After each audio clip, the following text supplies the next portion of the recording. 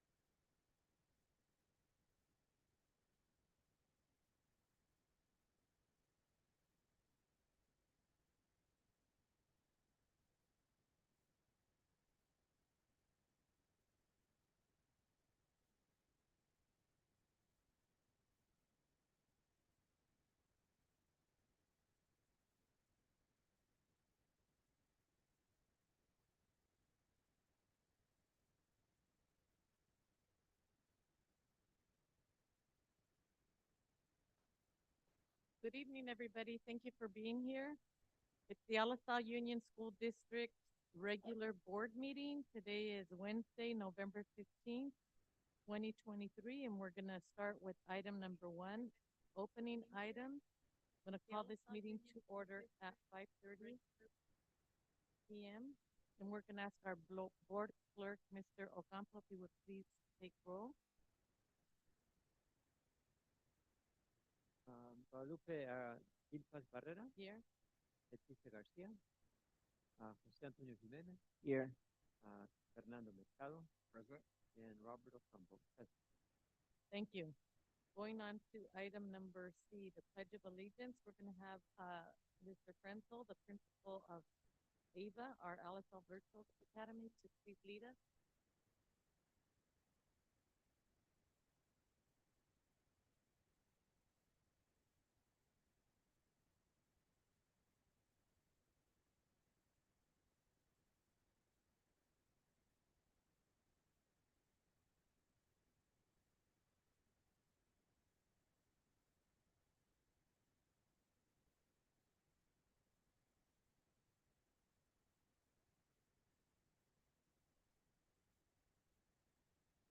Thank you.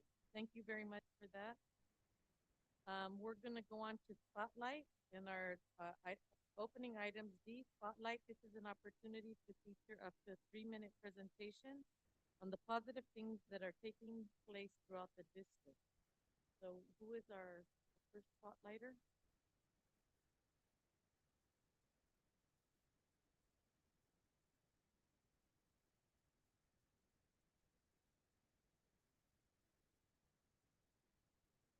Thank you. So it's a 3-minute limit, sorry.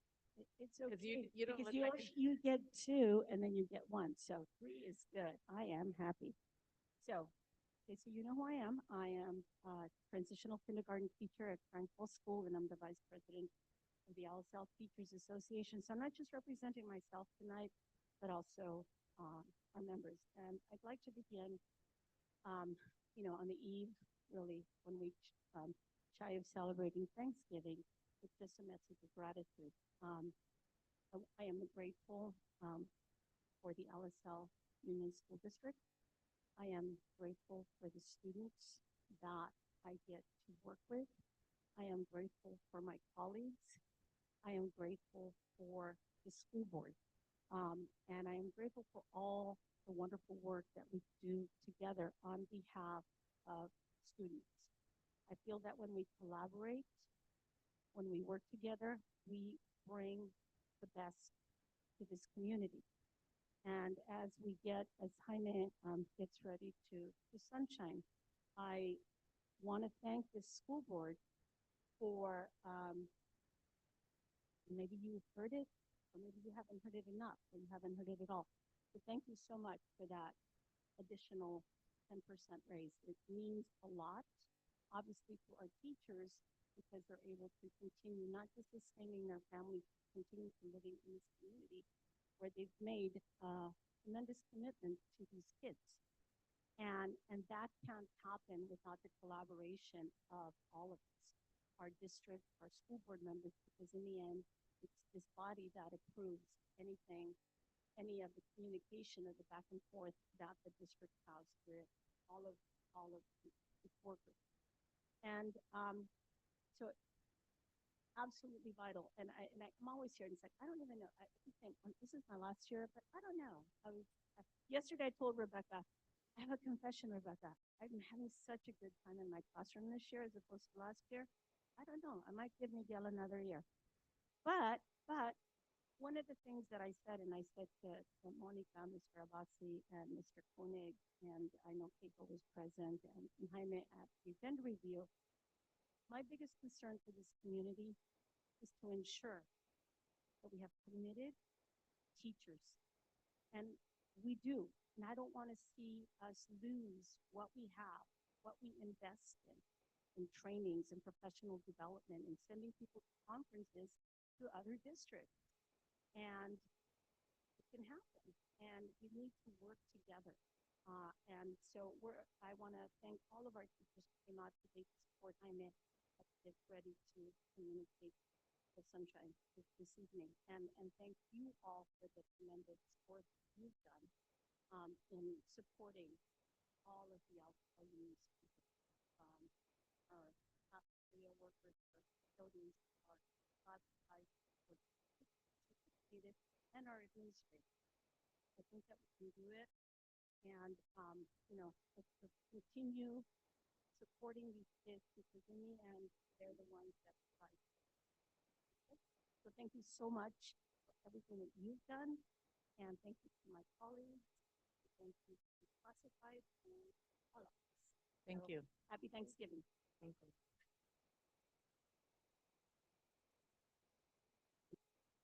Mr. Koenig, who is our next spotlight? Ms. Claudia Melendez, I believe, to report on our sports program. Good afternoon, Board President, Mr. Koenig. This weekend we had a tournament in the district, and we wanted to highlight the winners. The volleyball winners were the Oscar Loya Lions. Their coach is Ms. Lydia Valtierra, who is also a clerk at the school. She's always, Ms. Valtierra has a great rapport with students and is always eager to help them inside the course. And flag football, the winners were the Montebella Thundercats. Their coaches are brothers Miguel and Andres Martinez. Montebella came back from 0-6 to tie 6-6 in the second half, and then they went to win in overtime. Their third stayed live with chance of. Thank you. Any more spotlights, Mr. Koenig? No? Okay, we'll go on to adoption of the agenda. This is an action item, so I do need a motion, please. I'll make the motion. Mr. Mercado makes the first motion, Mr. Jimenez the second. Are there any questions, concerns, or comments on the agenda? I will call for the vote. All those in favor, please say aye. Aye. Any opposed? Motion carries. We will continue on to number 2, public comment concerning items on the open session agenda and/or non-agenda items. The guidelines are that there's a 2-minute limit for individuals and a 20-minute limit on total public comments. And there is no ceding of one's time to other individuals. And I wanted to add, if you notice, we're putting public comment right after the opening items because we know that a lot of you have to go home and correct papers. That's what teachers do after work, right? You have work to do, or you have your own kids you have to get home to, and so does the community. So we kind of switched that, Mr. Koenig and I, so that you can go home sooner. You're welcome to stay for the presentations, but sometimes they're long, and we appreciate your time. But in turn, we also ask that when you're finished, because there's a lot of teachers here, that when you leave quietly, please, only because we have to continue on with the business of the district. And then everybody also has their families to get back to. So if we can work on that together, we would really appreciate that very much. Thank you so much.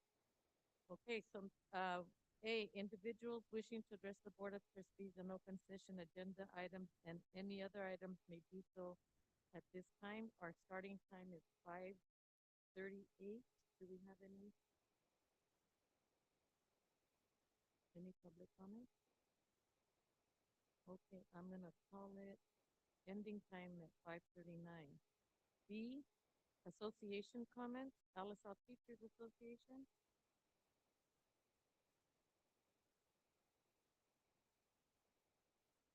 Evening.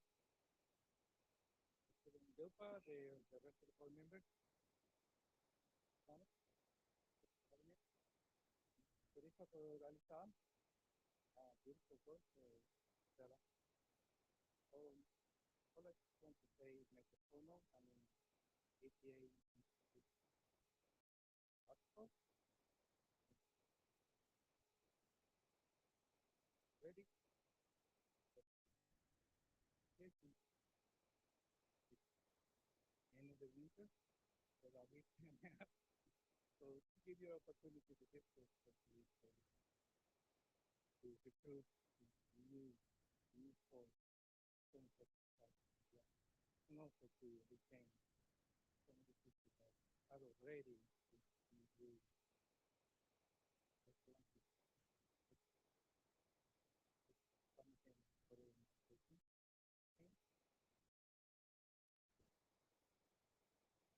Thank you.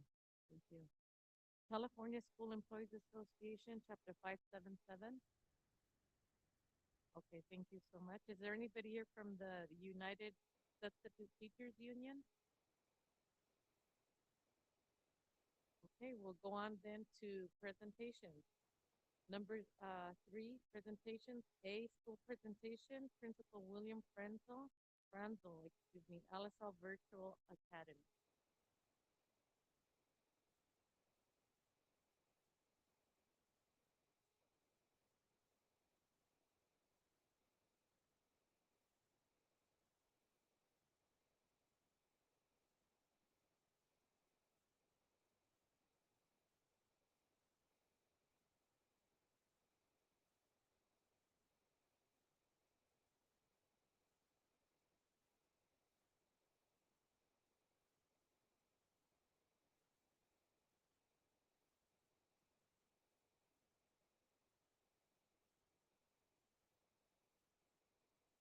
Good evening. My name is Will Franzel. I'm the principal at Creekside Elementary and LaSalle Virtual Academy. And I'm here tonight to present updates for LaSalle Virtual Academy. The slides are up, and I gave you all handouts to review throughout the presentation. So let's get started. I'd like to focus on our instructional focus at AVA. Talk about 3 goals that we have for 2023-24, and also highlight our attendance.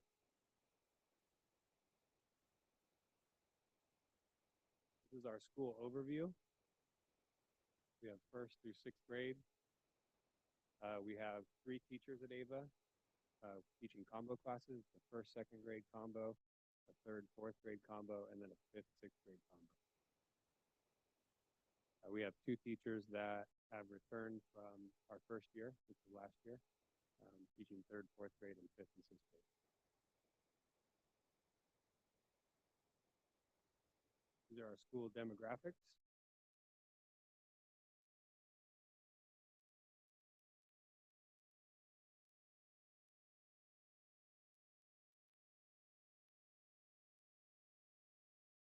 And then I really wanted to take just a couple minutes to talk about our vision and our purpose.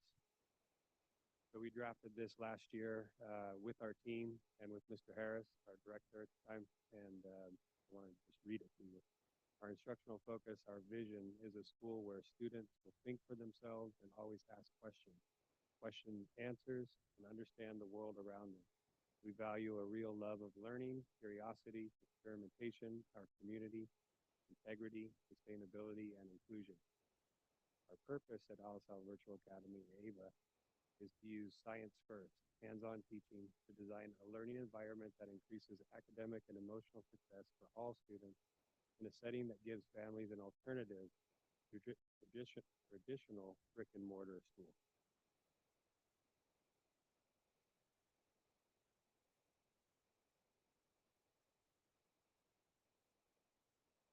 So AVA is an alternative school of choice.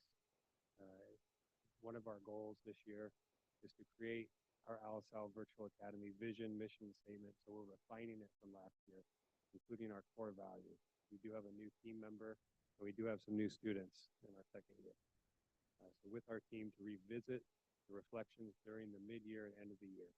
So we're heading into the mid-year, and we're working with the AVA team to really reflect on the first trimester and to think about successes that we had and then challenges that we faced. So this shared vision will be aligned with the Alisal Union School District vision. Some of the strategies that we use include working with our ILT team with West Ed, and then we have 2 out of 3 teachers that are currently certified with online and blended learning. Those were online classes that we took last year. We have our GATSE conference that's in-house with Alisal that teachers present and attend. We have Lego education, so we are working on having our Lego lab fully operational by the end of the holiday break. And then really integrating all the core subjects through science first. So we start our each day with science and hands-on learning, and we integrate language and literacy and all the other core subjects. We use what's called a 5E instructional model, which begins with engagement and moves into exploration. And again, we send home kits with the students each month so that they have hands-on learning daily at home. Our AVA team does work with PLCs at work, so they do collaborate with other teachers, and they attend all our staff meetings, school and district.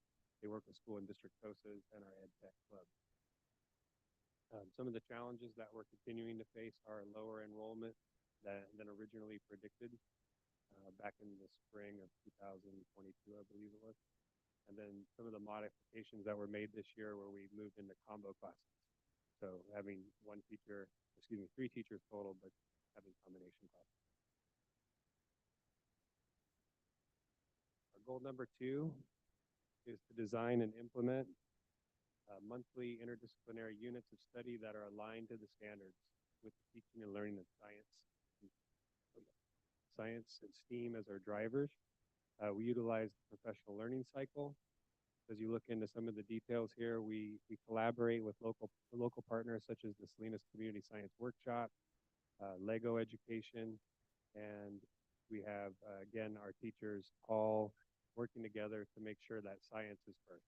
Science is being taught every day in every classroom. So some of the things that we are continuing this year is professional learning for our AVA team, and especially our newest teacher that joined the team this year, to make sure she's teaching at that high level and high quality that the other teachers have that training already. And this is a kind of a visual that explains the model that we use at AVA. So experiential learning is learning by doing. So it's a model that's been out for decades. It's basically thinking about remember when you learned to ride a bike. You may not have read a book on how to ride a bike. You probably, got on the bike and started trying it, and it didn't work right away, and you might have fallen down a few times. You got back on the bike, you adjusted, and then eventually you learned to ride it. That's how we approach the teaching and learning at AVA. It's learning through doing. And our third goal is to share leadership responsibility by establishing community, business, institutional, and civic partnerships that invest in and support the vision and goals. So we're looking at a through line with science and STEM and STEAM all the way through college, right? So starting in first grade and thinking about how that can feed into Hartnell and CSUMB. And I'm not sure if you're all aware of my background. I was at the county office working as a science coordinator for 6 years. So we have a lot of connections from the time there at the county.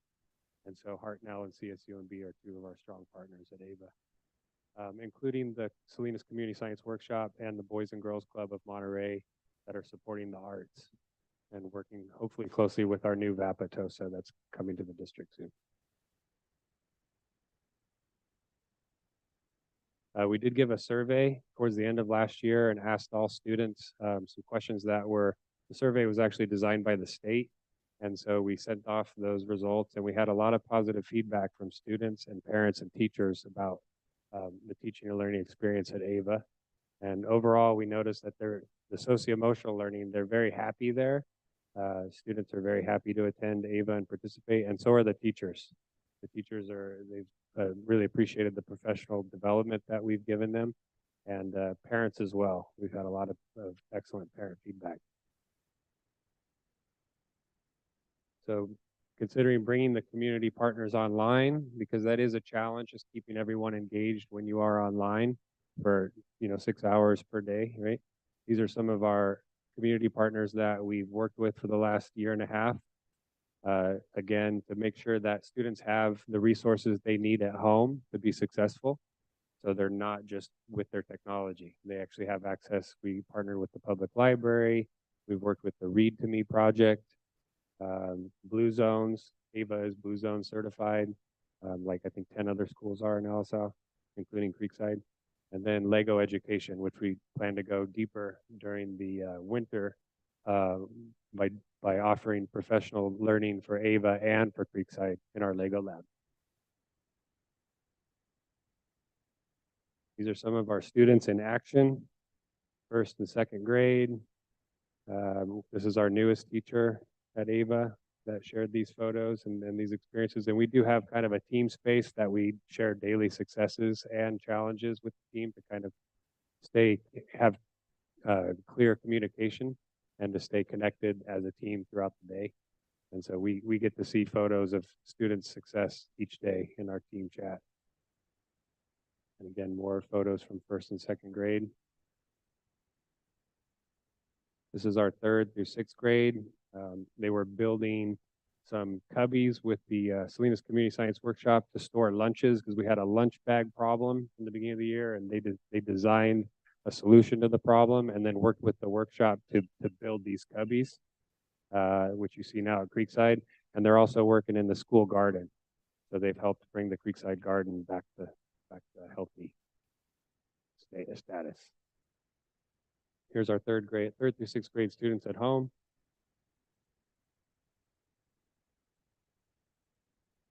And we do have support services for AVA, as the other 12 schools do, with our SPED students that qualify for IEPs or have RSP and speech services.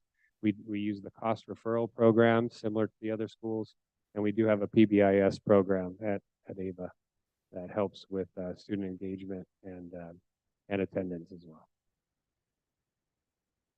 So differentiating and teacher training. Again, last year we were all online and blended learning certified, and we brought Lego Education to AVA twice. We're bringing Lego back again in January, and for full PD for both Creekside and AVA. And we do have field trips coming up very soon, December through May. And we also bring local partners to the school. So for instance, we brought the mobile library on wheels to Creekside campus. So AVA students were able to check out books while they came to school once a month in person. So just looking at some of our chronic absentee data, I've made some handouts for you to kind of take a look at, and you can see that we do have challenges with students being in class every day for that amount of time. Our learning agreement has students, the requirement is they need to be on camera and they need to be interacting with the chat and in breakout rooms with other students and with the teacher. And so it's not an asynchronous program where their cameras can be turned off. So we do have students that, and I didn't put their names in the handouts, but you can see some of the data. And we know that there are about 7 students that we've done home visits and we're continuing to work with. As we dug a little deeper, what we found was they came to AVA with chronic absenteeism concerns before they enrolled, and their attendance has actually improved since they've been enrolled in AVA. So if you look at the data going back several years, they're actually attending school more often and participating more often now at the virtual academy than they were at the brick and mortar. And some of this, can be related to when we put in cost referrals. So it's trying to figure out what's behind the absenteeism or what's behind maybe some of the behavior, right? So we have put in 5 cost referrals this year. Looking at counseling. And again, our chronic absenteeism is at 31%. So it is out of all the schools in ALSAL, we're having the most challenges still. However, if you do look at some of those handouts, there have been some big improvements. So for instance, one of the handouts shows you that last year at this time, when we were still feeling like we were building the school in a lot of ways, we were at about 50% for the year last year of chronic absenteeism, and now we're at 21% as of late October. So we've cut that number more than cut it in half. And again, we have the names of the students that we're working closely with to figure out how do we get them to participate in class every day. This is the final slide that I wanted to share with you. So through October, the chronic absenteeism rate has dropped, like I mentioned, in half. So last year we were at almost 51%, and now we're at almost 22% as of early November. So again, some of those handouts show you month to month. We went up, I believe, in September. Our attendance was better, but then it dropped again in October. So we're doing some team reflections on what happened in October, right? And again, we are holding our students accountable to follow the learning agreements and holding parents accountable to make sure that students are showing up every day on time, on camera, and participating at that deeper level that we're expecting.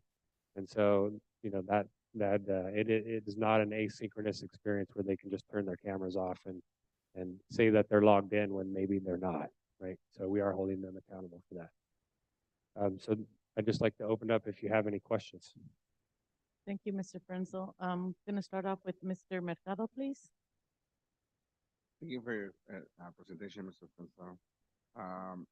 You answered a lot of my questions, especially the one about, students that are not logging in, like what's the main reason? And if I heard you correctly, it was because some of those students have already been initially with chronic absenteeism, correct?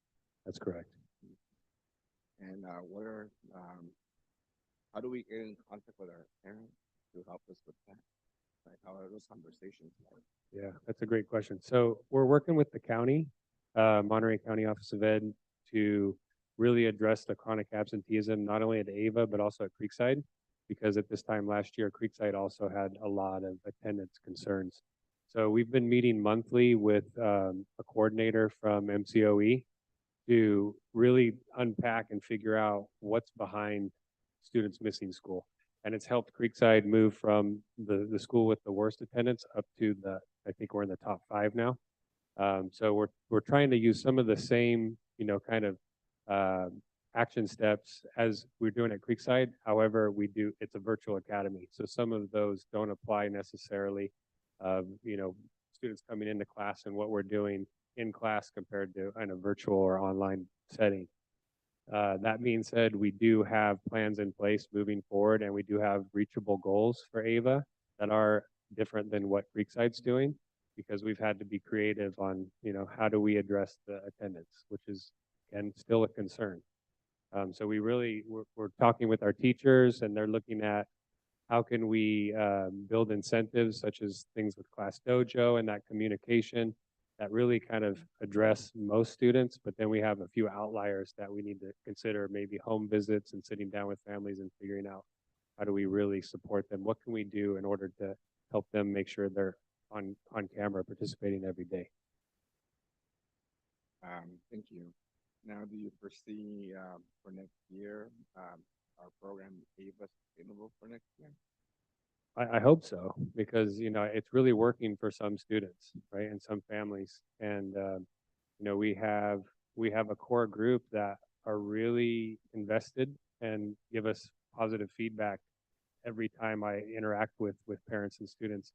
I'd love to see the enrollment grow, triple digit, but I think that at this point, you know, if we can get the enrollment up and we can continue to train our teachers, I think it's a wonderful option to give to ALISAL students, thinking with the lens of equity, because it's the brick and mortar setting doesn't work for all students.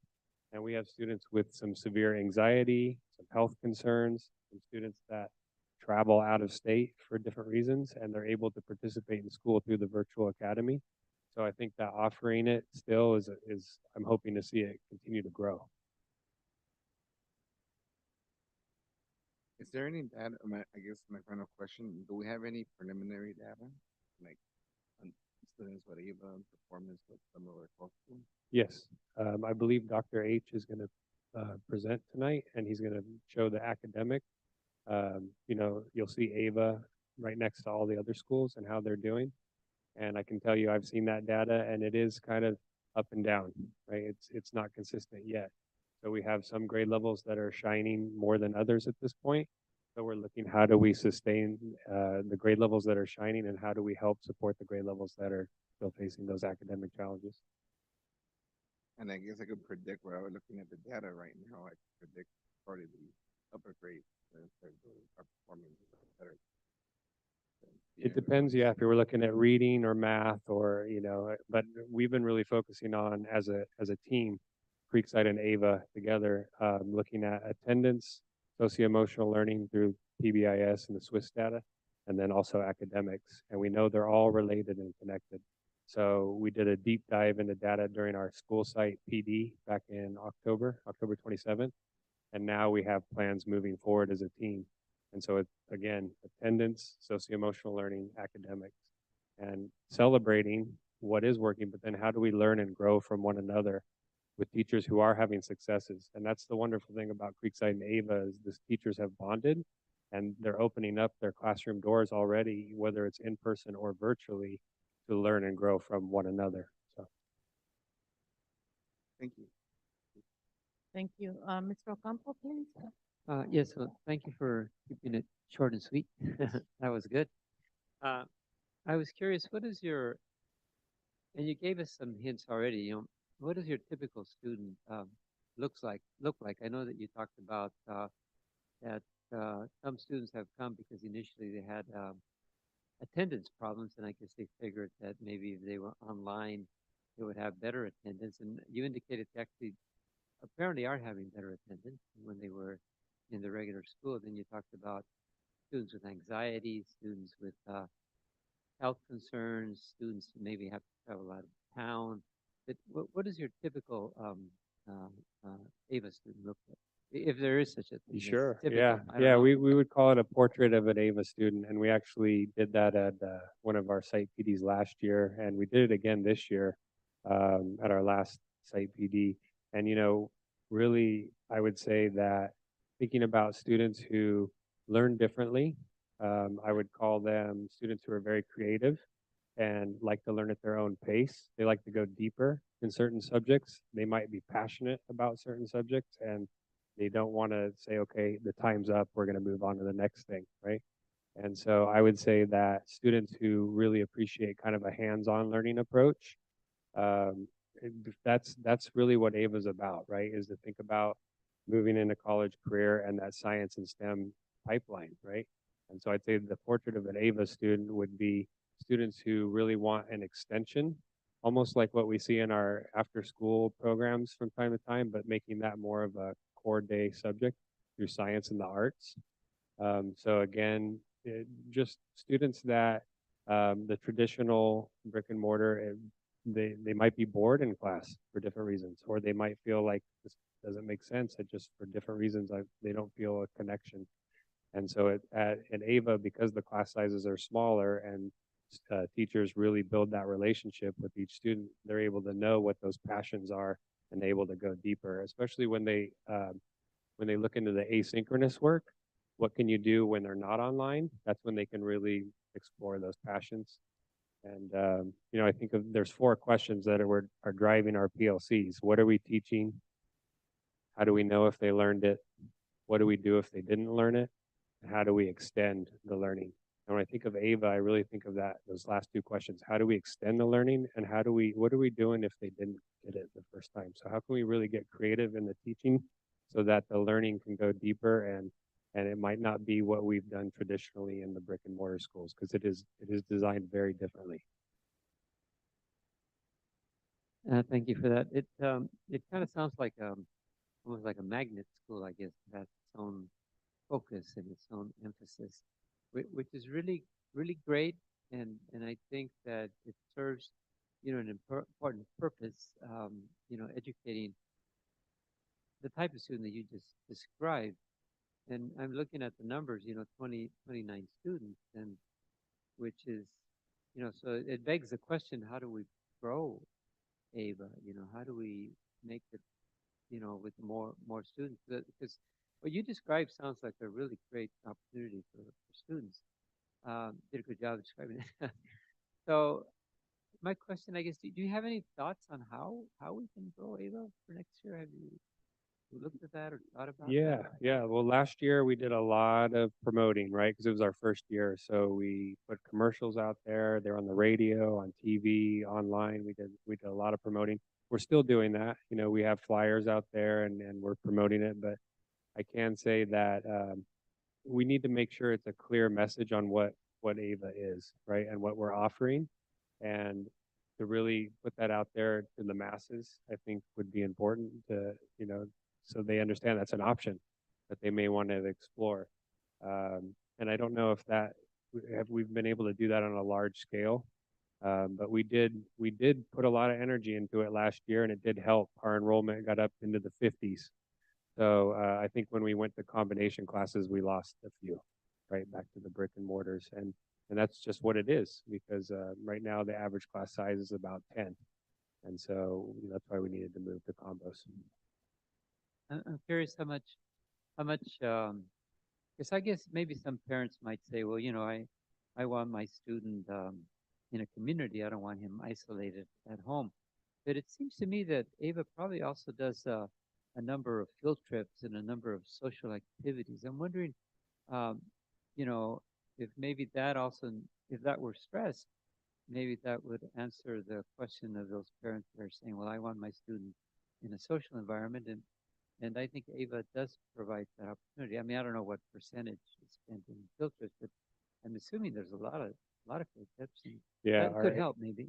Yeah, sorry. Our aim was monthly field trips, and so we're looking at how do we at least each month bring in local partners. How do they come to school on campus each month, and that's when we're bringing in like the Salinas Community Science Workshop, and students we're building that community in person, right?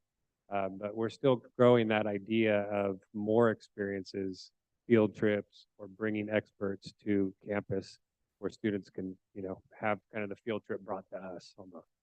So, and a nice blend of both.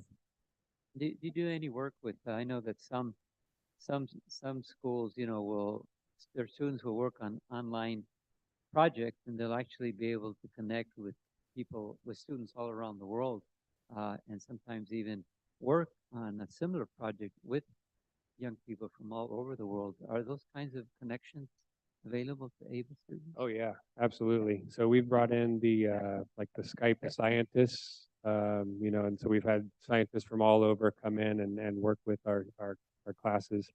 And again, that's the thing, is making sure we understand our standards and knowing what is expected to be taught at each grade level. So that way, when we do bring a scientist in, they're really hitting those science standards, and the teachers are able to connect it to the reading and writing and math and social science and whatnot. Thank you. You're welcome. Mr. Jimenez, please. Garcia? Garcia? Yes, thank you. Thank you, Mr. Frenzel. Yeah, so I think you answered most of my questions. I think you did say that the students are online for 6 hours. Is that correct? Or Yeah. do they get a break? Do they get recess and lunch like everybody else? Or They do. Yeah. So if you look at the schedule, 8:15 to 2:40 with the recess and the lunch, yes. so that's And yeah. So and then it's- they also do physical education, so they're up moving, and it's a lot like, again, they're not sitting still for the entire day, so it's blocked out. But the camera is on for the same amount of time that the students would be in class in the brick and mortar. And so we are talking about 10 students per class, right? That's I correct. think you did say that. Yep. And boy, I could do the math. Yeah. Roughly 10 Right, students per right. class. Yeah, I'm really curious to see the data on how well those students performed. Sure. Yeah, average class size of probably in regular school setting is maybe 24 to 32. Yeah, At depending on if Alisal? it's primary or upper Yeah. grade. And I'm curious to see Mhm. what that data looks like. And secondly, lastly, maybe, are we providing the internet for the kids at home, or how is that working? How does it, so, let's just Right. say the average person, maybe, economically challenged, does not have internet. Are Right. we providing that service for them, or how's that work? At this point, no. Last year, we did provide some hotspots, but at this point, that's part of the learning agreement is that the students need to have a place at home where the internet is strong so they can log in and participate for a school, every school day, right? So we're not providing internet for families at AVA. Very good. Thank you so much for your presentation. You're welcome. Thank you. Thank you, Mr. Frenzel.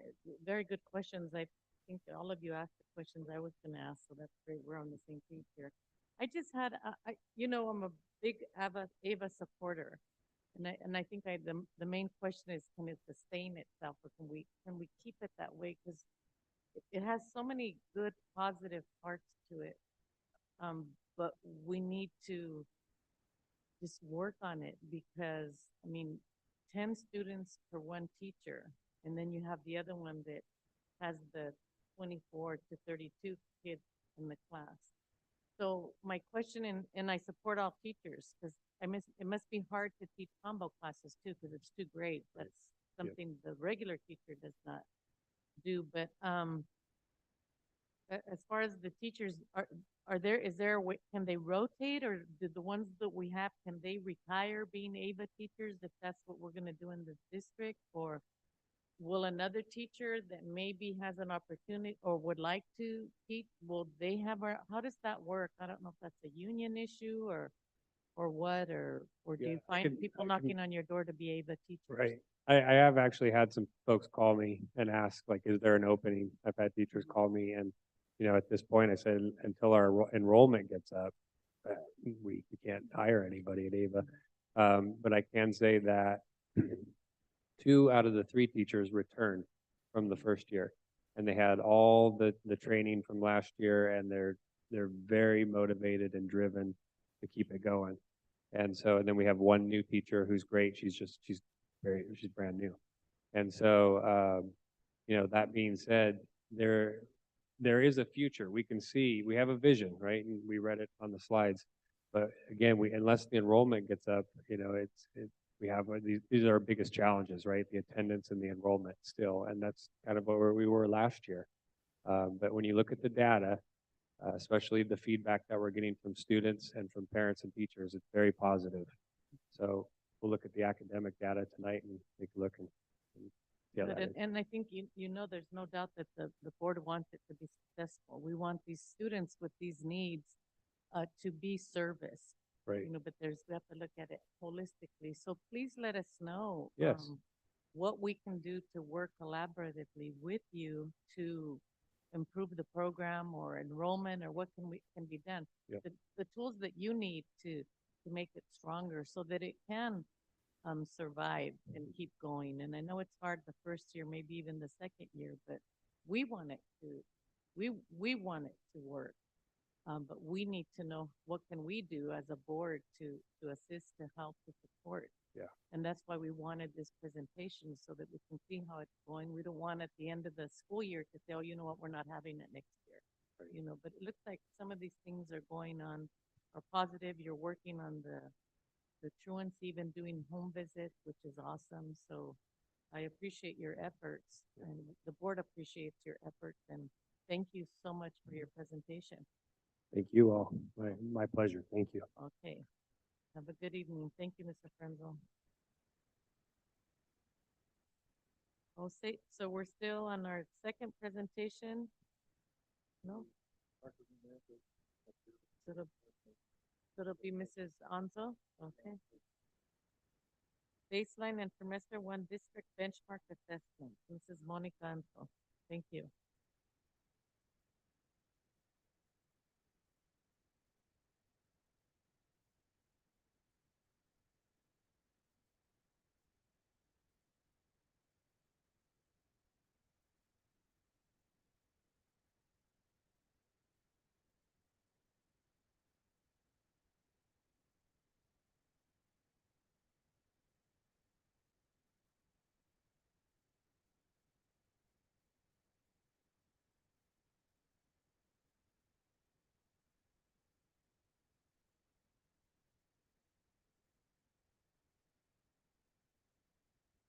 Okay, action. Yes, we're ready. So good afternoon or good evening, President Nicolás Barrera, Superintendent Koenig, board members, cabinet, and community. As stated, I am Monica Anso. I am here on behalf of Dr. Hernandez, and I will be presenting today's district benchmark results. We'll be looking at the baseline and the trimester one data.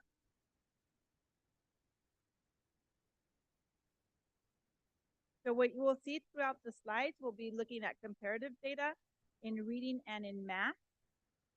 We'll start with our English reading and our Lexile scores. We actually test our student using STAR, and the unit of measure is called the Lexile. So it measures the ability of the reader, and it measures it, and it's also the measurement for the text complexity that their students are reading.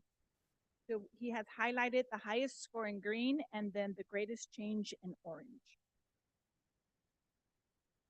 The second column here gives you where the student should be at the end of the school year. This is based on the common core state standards. So the Lexile ranges for third grade start at 520 Lexile points to 820, fourth grade 740 to 940, fifth grade 830 to 1010, and then sixth grade 925 Lexile points to 1070.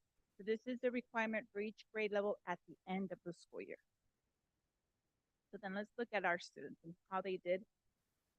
We'll start with third grade. Again, their Lexile at the end of the year will be at 520. That's the goal. What we have here is 3 points of data that we wanted to compare to. So we have last year's baseline, 2022 baseline, compared to the 2023 baseline. And if you skim through it and you notice, we actually started stronger, students started stronger this school year. So then that shows the growth on our trimester one data. And then we have MLK, who has the greatest growth average score at 115 Lexile points. And then Creekside has the highest score of 305. Fourth grade, they should be at the end of the school year at 740 Lexiles to a range of 940. Again, last year's baseline compared to this year's baseline, there was this year's baseline is a lot stronger. So then you see the results of the growth in our trimester one. And I know that we have asked about AVA data as well, but our greatest score here, our greatest growth is Frank Paul at 420 Lexile points. And Steinbeck has the highest score at 575. But we also see the score of our virtual academy at 1,300 Lexile points for our fourth graders. More? Yeah. Good. Thank you. Okay. Fifth grade. Same, our baseline compared 2022 to 23. We came in stronger. There is some there that might be about the same, but then that when we look at the trimester one, we also are looking at the growth. We look at Montebella with our highest score of 730, but our greatest growth happened at Fremont with 575. And then this is sixth grade. So sixth grade baseline last year, and I'll point out some of the baselines there. For example, at AVA, they started off at a -5 last year. This year's baseline was 825. There was a decline to 630. So there's some work to do there. But then we can look at our greatest, our highest score is at Creekside at 1,035 Lexile points. So that means that grade level average there has already reached the range. And then if you look at Montebella, that's our greatest growth. It went from 840 baseline to 1030. So those are the average scores. And if you look at all our sixth graders, their scores are growing. So then we have also Lexile scores for our Spanish, for our bilingual classes, or it's a Spanish Lexile score. They're not, we don't have all, 12 schools don't have bilingual sections at these grade levels. So I'm just presenting out who has them. So the same thing with our baseline from 2022 compared to our baseline 2023. And as you know, the focus, even though our DI in one way is almost a 50-50 at third grade, the focus starts to be the English reading as we're transitioning over and reclassifying our students.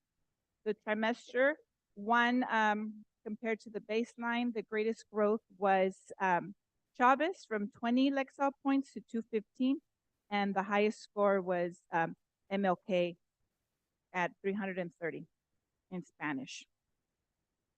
And then this is our fourth grade scores. So again, it looks like Sanchez, even in our baseline in trimester one, has been our highest score. This is fifth grade in Spanish reading. And we see as from our baseline to the highest, or the highest score is Chavez at 535, and the highest growth average score is MLK at 320. And then this is our Spanish reading for our sixth grade. We have 3 schools reporting, and our highest score there is 665. And then our highest, our greatest average growth is 480 for MLK. So now we move on to our STAR math. So this is it's called a quantile score. It's also the ability of the students, if they're ready for the math, where what scaffoldings they'll need and how much math essential standards they've acquired throughout the year. The beginning expectation is for each grade level there for third, fourth, fifth, and sixth. They have different beginning expectations, and then there's a end of year expectation. So we'll look at the scores on how close we are to the end of year expectation. This is our third grade math. Their goal at the end of the school year is 490 quantiles. And we can see again the baseline for 2022 compared to this baseline in 2023, and just how much stronger our students started in math, and then where they are now in a trimester one. So we'll see the greatest growth there was from Chavez at a 90 quantile, and now, and then our highest averages are at Creekside, MLK, and Montebella at 155. And again, the end of the year goal is 490. Then we have fourth grade. The end of the year quantile goal there is 680. Again, our baseline is a lot stronger than last year's baseline. We see MLK had the greatest growth from 100 to 305, and then the highest average is at Montebella 435, and then our AVA Virtual Academy is at 695. This is fifth grade. Again, if we look at our baseline, a lot stronger to start off the school year.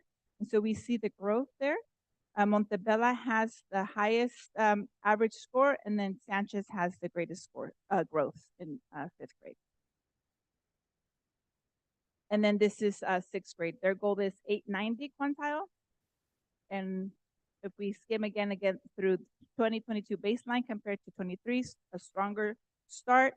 And then Montebella, actually, they had the greatest growth and the highest average of all the schools, all the sixth grades across the district. So DRA, the Developmental Reading Assessment, that is the reading assessment that we use in our kinder through second grade. And so that's age appropriate, developmentally appropriate for our students. It is more time consuming because it's a one-to-one assessment. So it's a universal screener that focuses on literacy skills, not just the foundational, like your phonics, but it's also some comprehension skills. We have set goals for each trimester.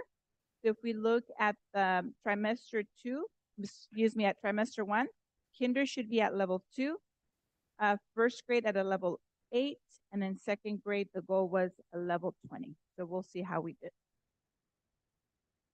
Our kindergartners do not take a baseline assessment. They're just starting off in August, so we want to make sure they get some skills. So now that they've been in school 60 days for the first trimester, and we get to see what skills have they acquired in this reading assessment. Our goal was a level 2, and even though we have a 0 there, that DRA has a level A, so it represents that first level. The 0 represents the first level of DRA. So none of our schools reached that goal, but we're all at least at one level. Most of our schools have at least at one level. So now we can go back and dig deeper into the data and see what essential standards our kindergarten teachers need to focus on. This is our DRA for first grade English. Our goal was 8. If we compare the baselines again, they were a little stronger this starting off the school year. And then we're looking again, the closest we were able to get was to level 6. So we still have some work to do with our first grade students as well.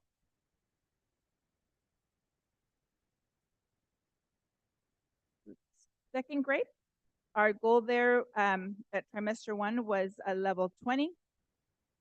Our highest score there was an average of a level 18.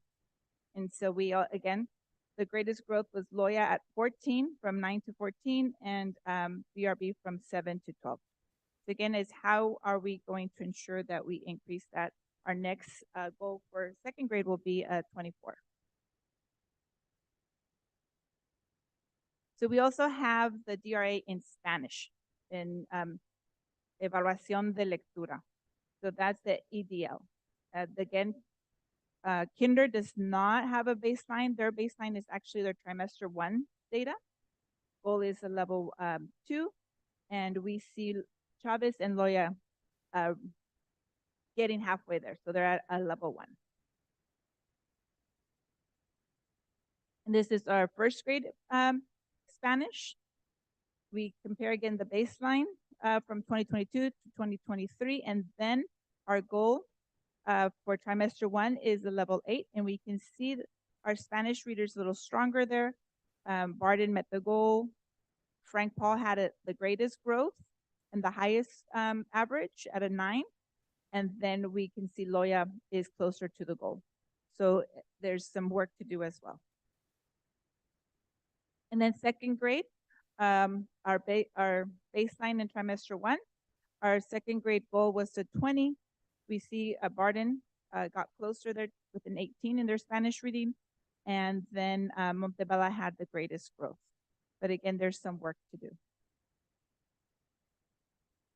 Then we use a Wonders phonics assessment for our kindergarten, and this is just to make sure before that first trimester to ensure that they're getting some of those phonics skills as we start. So the letter names and sounds, identifying letters, and then CVC words. This is just a trimester. It's a goal by trimester that we have for our teachers, and so that way they can plan this out. Here is the phonics assessment in English for our students, and Chavez has the highest average score at 45. MLK had the highest growth, or the biggest growth. And then this is the Spanish for phonics as well. And MLK there came in at the most growth, and then Montebella with the highest score at 47. And then we have a writing assessment that we do also as a baseline. And you can see the highlights where they're the highest scores. So there's kinder, first and second, and then third grade are one-way DI.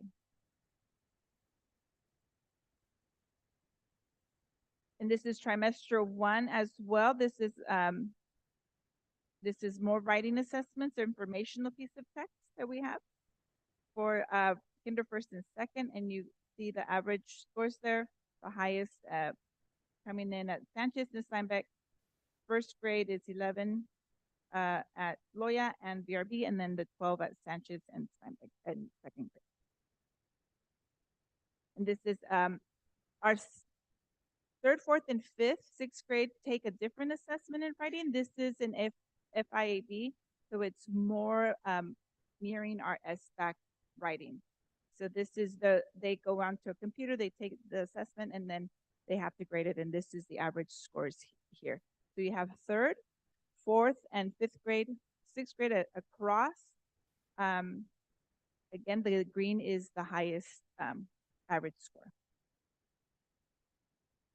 And then this is the first trimester informational piece for the FIABs. And again, you can see, and then we have the green, but then the highlight in the blue is for fourth grade at AVA. And so in order to keep growing our scores, and and as you notice, there's work to do to reach those goals. We'll keep working with our instructional leadership teams. We keep working with our PLCs or our grade level teams in order to focus on those essential standards, and then really look at the data as this is just superficial as the benchmark data. Our principals and teachers dig deeper to really find out where the areas of growth and the needs are.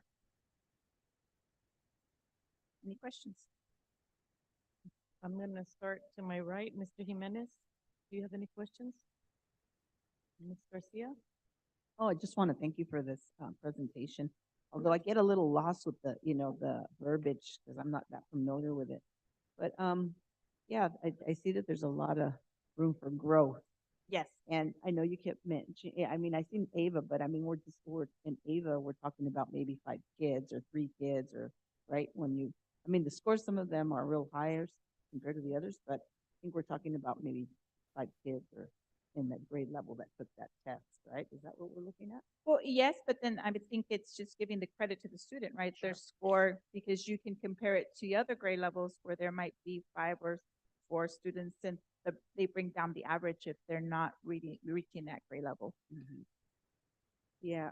One of the things I always thought about doing is like, how, and I see you've got all the instructional leadership team, grade level collaboration, and all this other stuff. What about the parent component? Like The what? How the parent component, like how do we bring the parents in and kind of give them an understanding of what the stakes are here? Because if the student doesn't read by 3rd grade and they're falling behind every other grade after that, I'm wondering what efforts we're doing to get those parents involved and trying to really have them understand what's at stake here. So in addition to what the sites might be doing in order to engage students, and I know that the sites throughout their coffee clutches or they have certain workshops, we actually, I think this is the 3rd year we've had our goal setting. So during a conference time, there's a goal setting sheet with the parent and the student, and that lets them know this is where your student, especially for our English language learners, is this is where you are, this is where you want to be, and this is what you need to do. So there's a whole form that our teachers get so that they can use for the conferences, and it's an expectation for the goal setting. Nice, thank you so much. Thank you. Mr. Ocampo, please. Just want to thank you for the report, and there is obviously room for growth that I think generally we seem to be moving in the right direction, which is good. I don't know what else to say.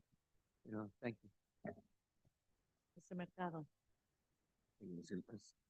Yeah, I'm looking at the overall 2023 baseline. They tend to be significantly higher than the 2022 baseline. And then there's a further growth in the semester 1 for the most part out of the categories. I guess my question, that's great. We're showing evidence of growth. But my question is, how are these results communicated to our 12, our 13 schools? How are they communicated? And maybe, schools that are performing better, what are some of the best practices that they're. So this information is shared with the principals as well. And before we presented, Dr. Hernandez had shared this. So then that way they can share with their teams. But knowing that these are benchmarks, they're the furthest away, and we've been trying to work with our teachers so that they understand this is just it's a snapshot of the time, right? And so yes, this will call our attention. Let's look deeper. If there's somebody that's scoring lower at an average, it's like, how do we go deeper into that? And making sure that our teachers during their professional learning community time are looking at the students and then using smaller or shorter times to measure the growth. So that's one way. The other way is like tonight, if there we can share again with our families and our teachers, but more than anything with our teachers and our principals is what's happening at your site and how often are we looking at data. So during our PLC that is built into our structure, if there's a 4 to 5 week period, this year the schedule was adjusted so that they have in halfway through their planning and their teaching, delivering of instruction is have a halfway mark point to let's come together and see where we are. So you might hear it as a Super Wednesday. People refer to it as Super Wednesday. So there's a midway point between the planning of professional learning. This is a midway point. Let's see how we're doing so that they don't have to wait for this data. Thank you.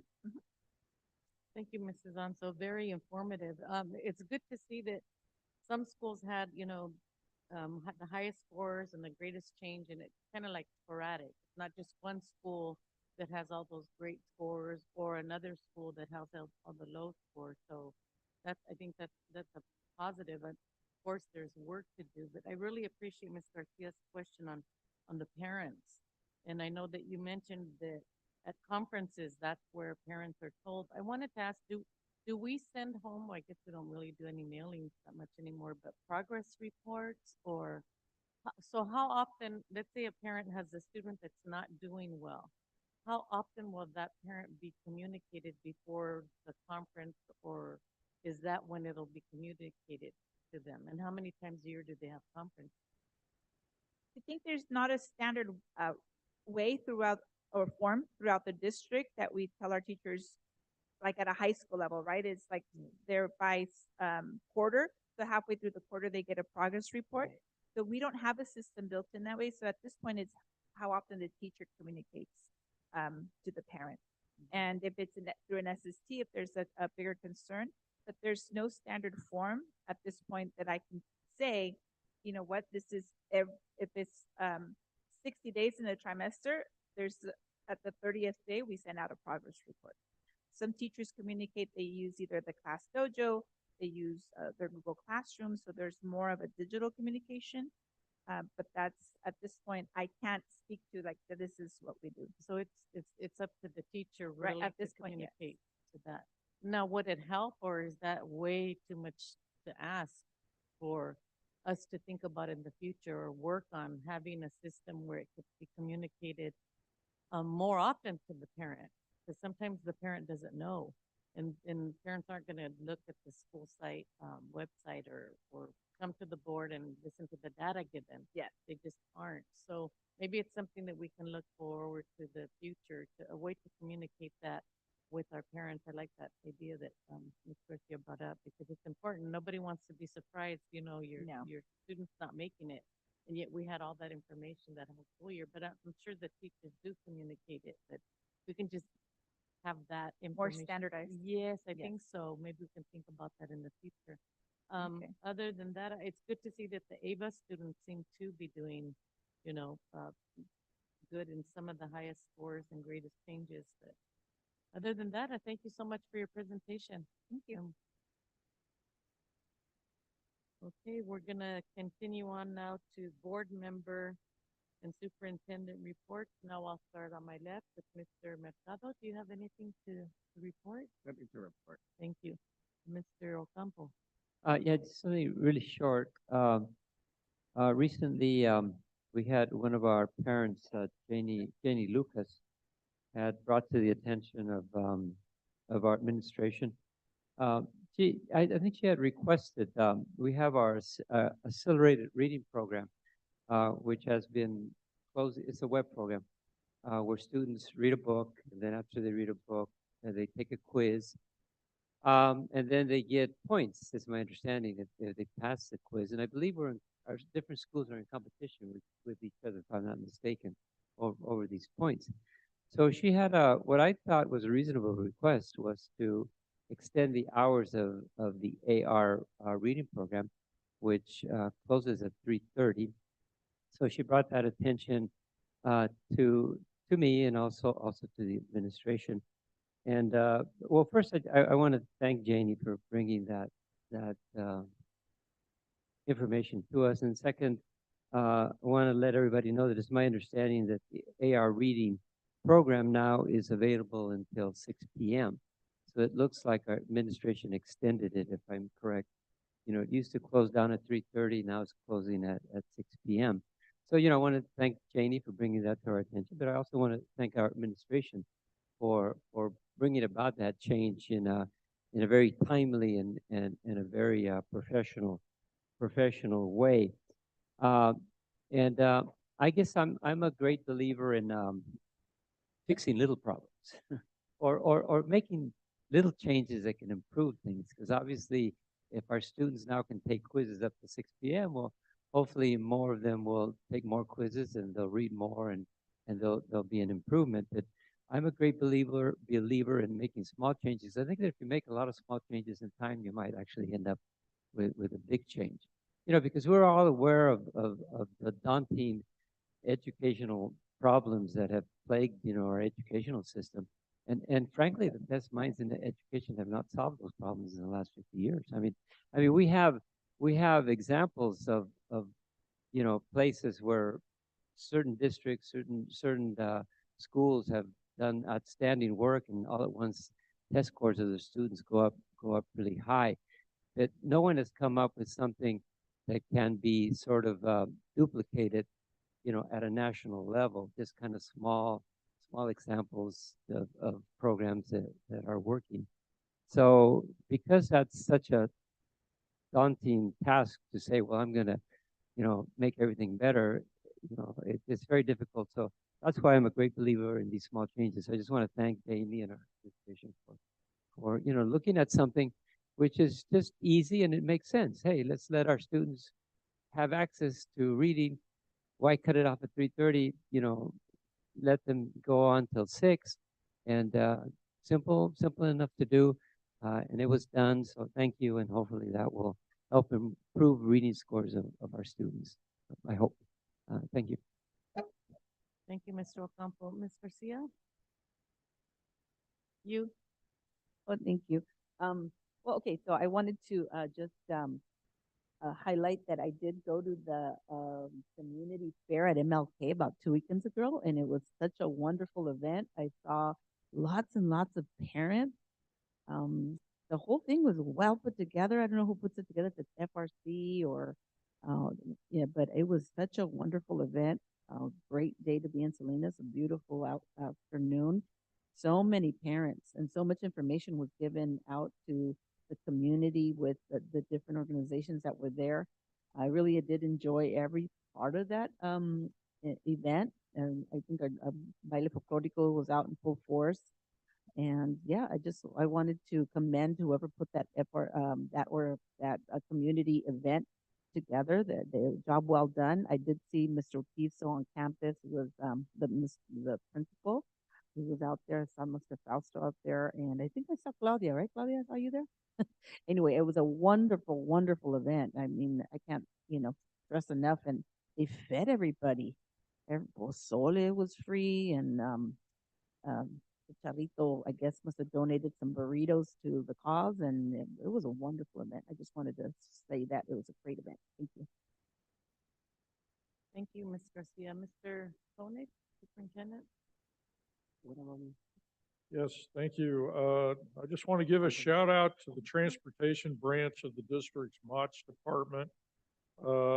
Last Thursday, we received a new free 66 passenger electric bus that was paid for based on a grant that was requested 7 years ago by former Supervisor of Transportation Phyllis Clark.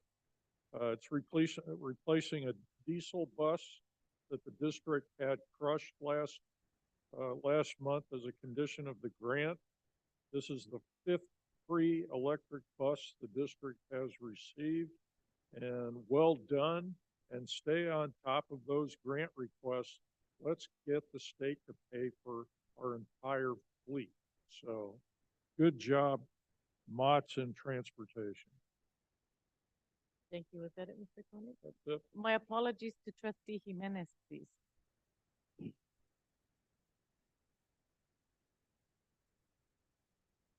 Okay. My congratulations to my colleague, Mr. Roberto Campo, on his 70th birthday. May you have enjoyed your family and friends on your day.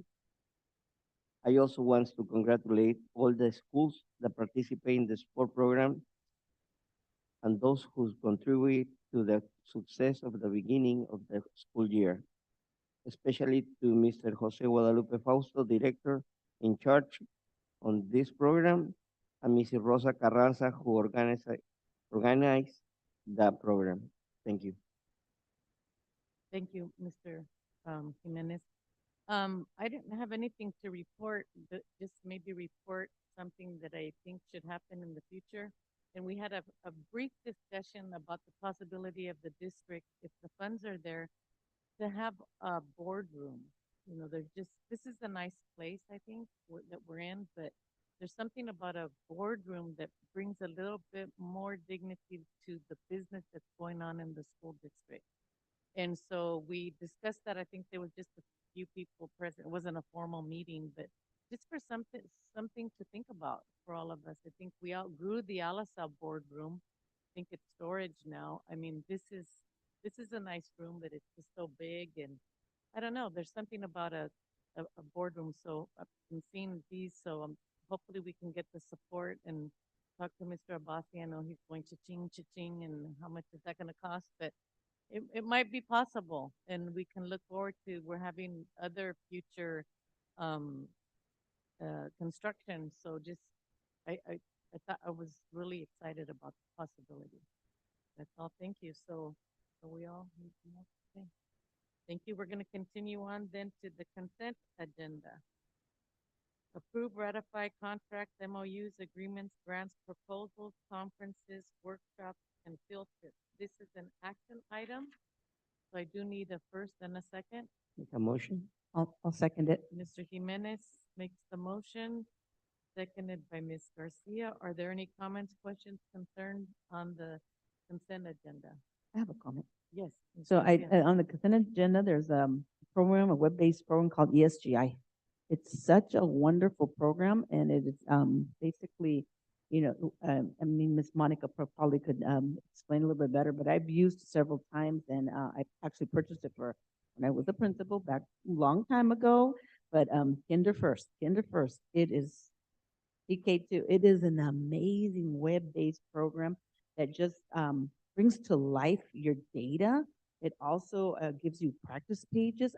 I just can't say enough about that program. And I do see that there's a school that is paying for it, and I'm just curious to see how if other, because once a teacher sees it, it's like, wow, you have them hooked. I'm wondering if other teachers, TK, Kinder, First, have had the experience of using that program, and why isn't like all the other schools getting it? Just a quick comment. Thank you. Okay, so we do have a first by Mr. Jimenez and a second by Ms. Garcia. Any more comments, concerns? I'll call for the vote. All those in favor, please say aye. Aye. Aye. Any opposed? Motion carries on a vote of 5-0. We'll move on to educational services now, number 6. Action item, resolution number 232409 for authorized signature and adoption of continuing funding for California State Preschool Program And this is an action item. I'll make the motion. Mr. Mercado Second. makes the first motion, second by Mr. Jimenez. Questions, concerns, or comments by board members? None, okay. All those in favor, please say aye. Aye. Aye. Any opposed? None. Motion carries on a vote of 5-0. Human Resources, A, public hearing, LSL Teachers Association, articles for negotiations will open up at 6:48. Any comment?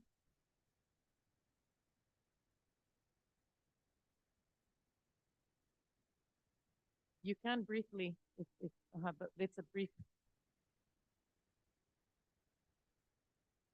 Okay, we're gonna move on then.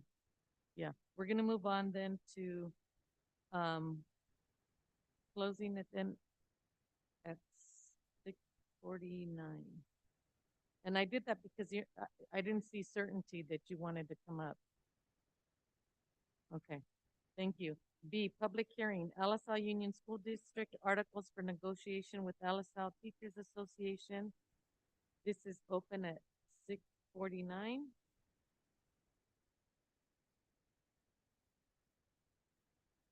Comment? Close at 6:50. D, action item, memorandum of understanding, California School Employees Association and its LaSalle Chapter 577 for the food service 1 salary range. This is an action item. May I get a motion, please? So move. Ocampo, Second. second by Mr. Jimenez. Questions, comments, or Uh, concerns by board members? Yeah, Mr. Ocampo. and I apologize, I probably should have asked before the meeting, but I never got to it. I'm just curious, what range refers to, does that mean that when people start working, they will actually start working at a higher salary? Is that what that means, or? Right, each specialty is assigned a range, 1 through 26, I think. And, the ranges are higher depending on the,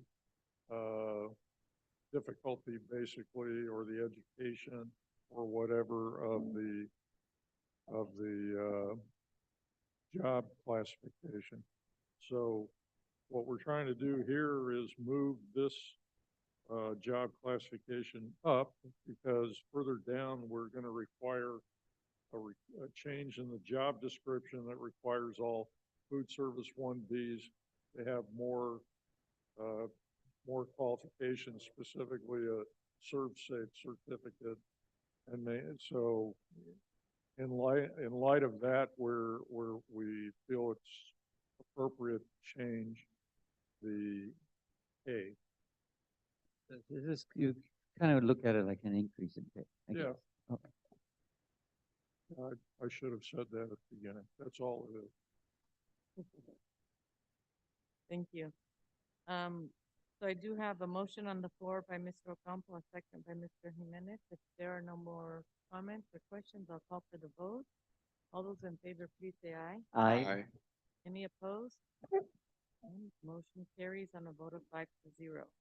D, action item, memorandum of understanding, California School Employees Association and its Chapter 577 for nutrition service worker salary range. So move. Need a motion. Was that Mr. Ocampo? Yes. Second. Thank you. And Ms. Garcia, second that motion. Is there, any comments, questions, concerns by board members? I'll call for the vote. All those in favor? Aye. Aye. Any opposed? No, motion carries. Item under Human Resources, 7E, action item, memorandum of understanding, California School Employees Association and its Chapter 577 for the behavior technician salary range. And Mr. Mercado makes the motion. I'll Thank second. you. And Ms. Garcia makes the second motion. Comments, concerns, or questions by board members? None. Okay, all those in favor, please say aye. Aye. Aye. Any opposed? No, motion carries. Item F, action item, provisional internship permit, 2023 to 2024. I need a motion. Make a motion. Mr. I'll Jimenez, second. Ms. Garcia. Any comments, questions, or concerns by trustees? No? All those in favor, please say aye. Aye. Opposed? None. Action, motion carries. G is an action item, variable team waivers for 2023-24 school year. Need a motion, please? So moved. Mr. Campo, Second. second by Mr. Jimenez. Thank you. Comments, questions, or concerns by trustees? None? Okay, all those in favor, please say aye. Aye. Any opposed? No, motion carries. Okay. Action item H, revised job description for food service one. Motion, please. I make a motion. Jimenez, I'll second. Ms. Garcia. Questions, concerns, or comments by trustees? No, I'll go ahead and call for the vote. All those in favor, please say aye. Aye. Aye. Opposed? Aye. None, motion carries 5-0. Number 8, administrative services. A, discuss new organizations to be considered for the 2024 MCSBA Excellence in Education Award. Mr. Koenig? This is not an action item. This is an opportunity for the board to discuss the agencies that were listed in the board agenda for our recommendation for the top 3 that should be considered by the Monterey County School Boards Association for their annual award. And I went through the list. I personally am in favor of the rodeo. My wife made me buy a cowboy outfit, so I'm ready. And I think that would be a good one. But in the past, the board has recognized First Tee, and we've recognized a number of other groups. And we will bring this back to the board for action during the December 13th meeting. So, Mr. Koenig, do we have a list of those? Did you Yes. send that to us uh, already? yes, Or is it's that on in- the agenda? it's on. Oh, okay. All right, we can review that then before. A question? Yes. Yeah, so I guess I misunderstood. I thought we were going to pick a brand new nonprofit that wasn't on the list, but you're saying they want us to pick the top 3 of those on the list. That is what we've done in the past. The board Oh. can also identify another nonprofit that's not on the list. We can do either or then. Well, we have, basically, we're being asked to put in rank order 3 votes on what we send back to MCSBA. On the top 3. Last year, the board only selected 2, so you're not stuck with having to select 3. You can only put 1 on there. And who put the original list together? This is a list that's been compiled by the Monterey County School Boards Association based on input from the district. Oh, based on, on the district. So then we're not even limited to that though. If we can think of any board If you can member think of thinks of- something, another nonprofit that you would like to recognize, discuss it now, or you can bring it to the next board meeting and discuss it. Yeah, The board decide that members that's want what any we wanna put. discussion? I did have an agency in mind if I could. We'll bring it to the next, to Okay. the, The 13th. yes, Okay, very good. Okay, very good. Mr. I think it's Rizal? I think it's my only 2 cents would be any organization that has been working with our district. To me, like to name another organization that has. I wouldn't be familiar. So, with that organization, so at least for me, I would feel comfortable with organizations that have worked with the other. And if I may, I think a good resource to get input on that are AFRCs. If we could maybe survey the ones that are in charge of the AFRCs, they're the ones that are close to the organizations that work with us, right? Could we ask that? Mr. Sure. Koenig? Are you all in agreement that we get information from? Okay, Good idea. thank you. Any more comments from board members? Okay, we'll go on to still under Administrative Services B, action item, reimbursement to the Salinas City Elementary School District for trustee Leticia Garcia to attend 2023-24 conferences. This is an action item. So moved. Second. Ocampo.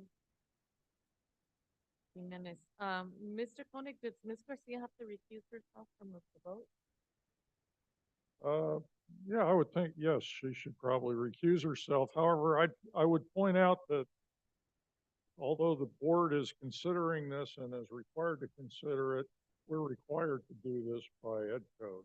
So it's, you're, Right, You- and I'm you sure have- I'm sure we'll all vote yes, but it just came as I looked at her, because she vote on it, but yeah, I think that, Ms. Garcia should recuse herself. yes. Yeah, so yeah, it is a law, right? Because I'm a teacher and they could reimburse, you have to reimburse for my sub. But I'm curious, is it just conferences or school business? And or school business? Doesn't the law say and or school business on there? I mean, you put on the conferences, but I mean, it's usually and or school business. So like, let's just say there's something happening at the district and you need my presence.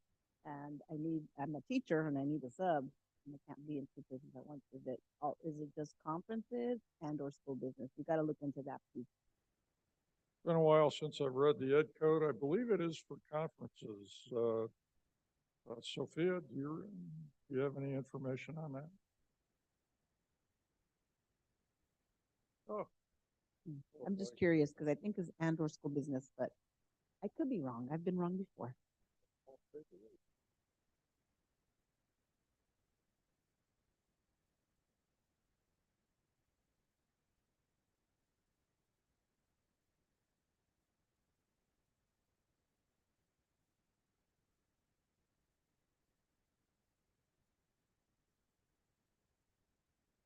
Well, I was thinking also Mr. Mercado works at a school district, so It applies is only to it only for teachers. teachers? Okay. No, it specifically mentions teachers, and I think the reason is that if a teacher attends a conference, we have to pay for the substitute. Well, I think we need to know what it is. Can we, Sure. we I can- mean, table it or? Oh, absolutely. Uh-huh. It doesn't, put her in a predicament at all, does it, to table it? I have a Sure. question. What about the other lady, Mrs. Duramos, this is the same Aha. thing as what happened. Miss- the, Mr. Ramos no longer, she no longer actually works as an LaSalle employee, although we pay her, pay and we pay for her benefits. She's currently on the California Teachers Association statewide board. So we pay her, and then at the end of the year, we send them an invoice for all of the costs of her pay and allowances. So it's not required for, at this time. Although, because she's on Salinas City's board, I'm sure they're doing that. But, there's not gonna be a sub for her because she's not working as a teacher in LaSalle. So just for clarity purposes, I believe the board supports this, if you like to, and because it's the law. Uh, However, and if we table it, I just want to make sure it doesn't put Ms. Garcia in any kind of predicament with CSBA, because that's going to happen before our next board meeting.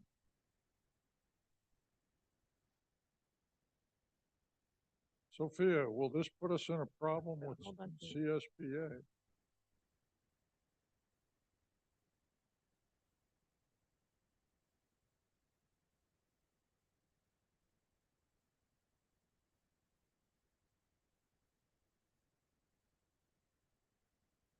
So, but if we say school business, we're not sure yet, right? Or do you have it handy, the policy?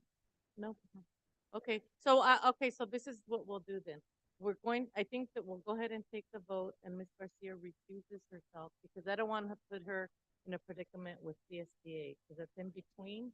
And then if we have to make any corrections or anything, we'll do it at the next meeting. Is that okay? That's good? Okay, then that's what we'll do. So I'm gonna take, any more comments or questions? Okay, Mr. Ocampo, made the first motion, the second one by Mr. Jimenez. So I'm gonna ask the four board members, if you're in favor, please say aye. Aye. Aye. Any opposed? No, and we have Ms. Garcia who recused herself because it's dealing with her, so. Thank you, and then we need any, corrections on that, we can fix it for our next board. Okay, thank you. Number 9, future, agenda items, budget presentation, and on the resource centers. Do any of the board members have any future agenda items they wanna add right now? No, I have one. I was approached by a former board member, you know how, at a grocery store that was sort of like a grocery store, and she gave me a copy of the application to use the facilities, and I was really surprised, and it was information I should probably know. I don't know when the board policy happened or what, but according to this application to use the facilities in LSL, effective 1/1/23, and it lists if you gonna use a multi-purpose room, we're charging community members $200. That's on here. If it's a classroom, it's $40 an hour.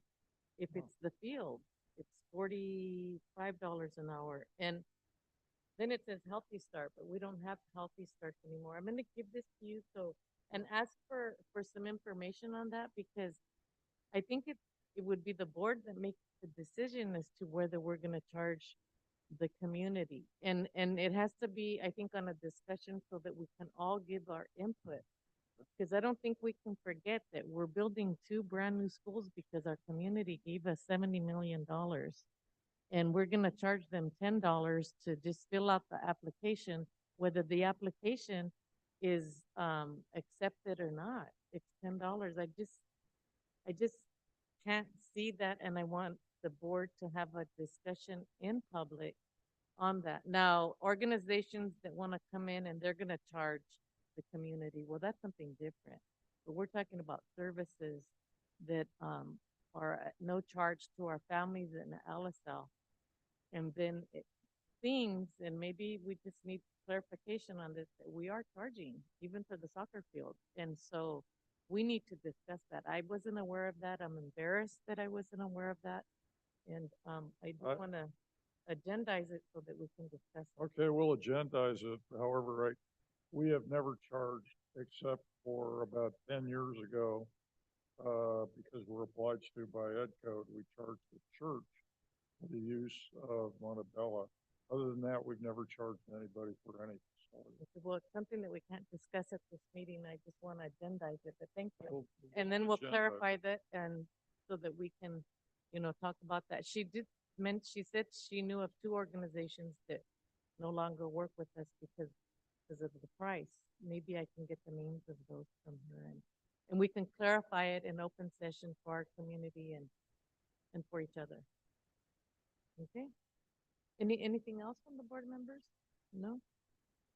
Okay, thank you. So our next meeting is gonna be December 13th. That'll be our organizational meeting. So now we're gonna go into public comments for closed session items only. There will be a 2-minute limit for individuals and a 20-minute limit on total public comments. There's no ceding of one's time to other individuals. So at this time, any individual wishing to address the Board of Trustees on closed session agenda items may do so. Starting time at 7:07.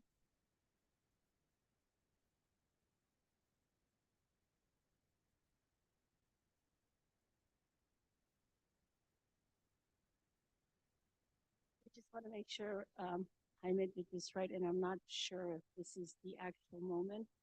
but, Time is Sunshine, but he didn't state the article, and it has to go on record that the articles that are being sunshined by the association are known to the public.